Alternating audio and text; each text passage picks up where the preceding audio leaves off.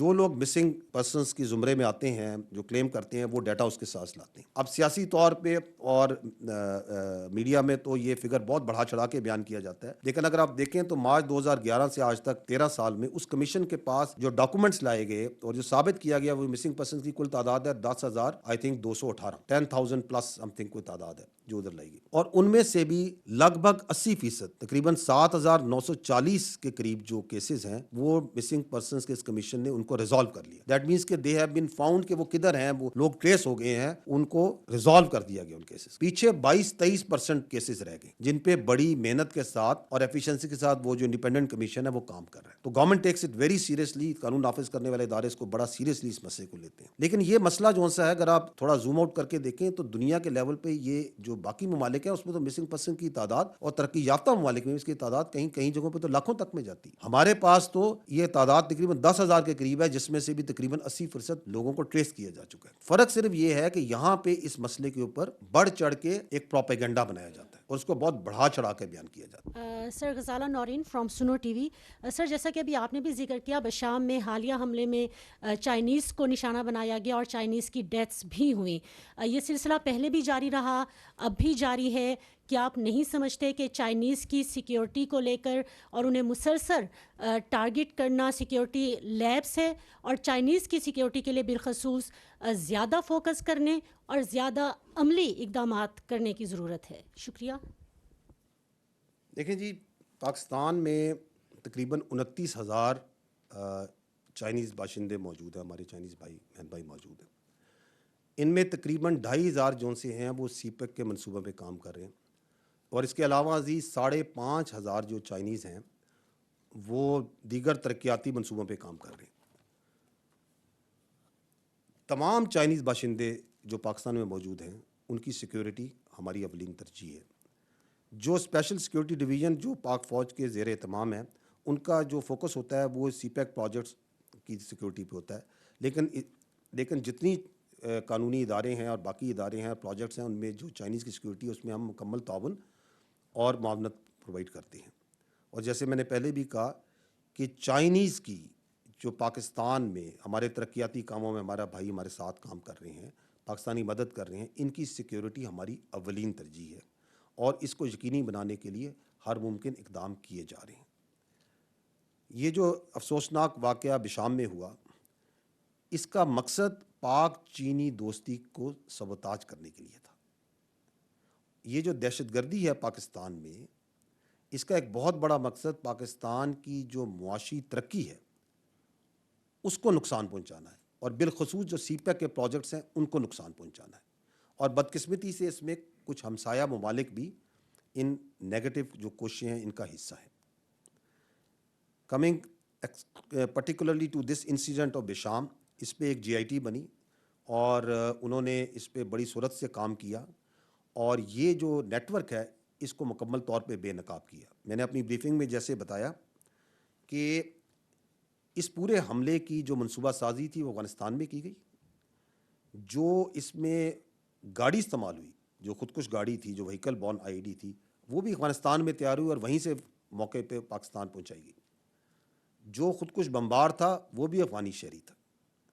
اور جب یہ نیٹ ورک جو سا ہے اس کو بے نقاب ہوا ہے تو اس کے اندر جو اس کے کلیدی جو اس کے اپنا جو کردار تھے, عادل شہباز ہے, زاہد قریشی ہے, نذیر حسین ہے, اور ایک اور اس میں ان کا ساتھی ہے, وہ چاروں جو سے ہیں جو مین تھے وہ چاروں گرفتار ہو چکے ہیں, اور کیا کہتے ہیں قانون نافذ کرنے والے اداروں نے انہیں گرفتار کر لیا. جو چائنیز کی سیکیورٹی کے لیے کوآرڈینیٹڈ لیول پہ تمام ایجنسیز اور قانون نافذ کرنے والے ادارے کام کر رہے ہیں تاکہ اس کو فول پروف بنایا جا سکے.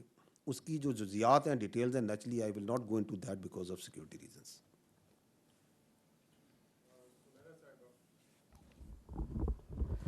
السلام علیکم. جل صاحب, سب سے اس وقت امپورٹنٹ نوشن جو ہے میں اس طرف آپ کی توجہ جاننا چاہوں گی. مسنگ پرسنس کی جب بھی بات آتی ہے it is always taken as an allegation that is linked with Pakistan's military forces, armed forces and military establishment. Specifically, I would attach high importance to your comments in response to this. How would you go about it? And what exactly army chief thinks as the head of this organisation جب یہ missing persons کی کیونکہ intelligence officials intelligence جتنا بھی کوشش کر کے NAB کرتے ہیں دہشت گردوں کو, ان کی کلنگس کو بھی مسنگ پرسنس کے کھاتے میں ڈالا جاتا ہے. تو how would you go about it, کیا سوچتے ہیں آپ اس حوالے سے؟ جی ٹھیک. دیکھیں جی, مسنگ پرسنس کا جو ایشو ہے یہ ایک اہم مسئلہ ہے, ایک پیچیدہ مسئلہ ہے. اٹس ناٹ سو سمپل جتنا یہ پیش کیا جاتا ہے, اور but it's a very important issue. اور یہ صرف پاکستان تک نہیں ہے, پوری دنیا میں مسنگ پرسنس کا ایشو ہے. آپ نے ابھی دیکھا ہوگا حال ہی میں کہ کچھ دہشت گرد جو ان سے ہیں وہ جو مارے گئے, جب ان کی شناخت ہوئی تو وہ مسنگ پرسنس کی لسٹوں میں بھی شامل تھے. تو that's why am seeing it's not so simple جتنا یہ بیان کیا جاتا ہے آگے, اور حکومت اس کو بڑے سیریسلی لیتی ہے. مارچ 2011 سے کمیشن آن انکوائری آن انفورس ڈسپیرنسز, ایک انڈیپینڈنٹ کمیشن ہے جو کہ مسنگ پرسنس پہ کام کر رہا ہے, اور جو لوگ مسنگ پرسنس کی زمرے میں آتے ہیں, جو کلیم کرتے ہیں, وہ ڈیٹا اس کے ساتھ لاتے ہیں. اب سیاسی طور پہ اور میڈیا میں تو یہ فگر بہت بڑھا چڑھا کے بیان کیا جاتا ہے, لیکن اگر آپ دیکھیں تو مارچ 2011 سے آج تک 13 سال میں اس کمیشن کے پاس جو ڈاکومنٹس لائے گئے اور جو ثابت کیا گیا وہ مسنگ پرسنس کی کل تعداد ہے 10,000 I think 218, 10,000 plus some thing کوئی تعداد ہے جو ادھر لائی گئی. اور ان میں سے بھی لگ بھگ 80%, تقریباً 7,940 کے قریب جو کیسز ہیں وہ مسنگ پرسنس کے اس کمیشن نے ان کو ریزالو کر لیا. دیٹ مینس کہ دے ہیو بین فاؤنڈ کہ وہ کدھر ہیں, وہ لوگ ٹریس ہو گئے ہیں, ان کو ریزالو کر دیا گیا ان کیسز. پیچھے 22-23% کیسز رہ گئے جن پہ بڑی محنت کے ساتھ اور ایفیشنسی کے ساتھ وہ جو انڈیپینڈنٹ کمیشن ہے وہ کام کر رہا ہے. تو government tax it very seriously, قانون نافذ کرنے والے ادارے اس کو بڑا سیریسلی اس مسئلے کو لیتے ہیں.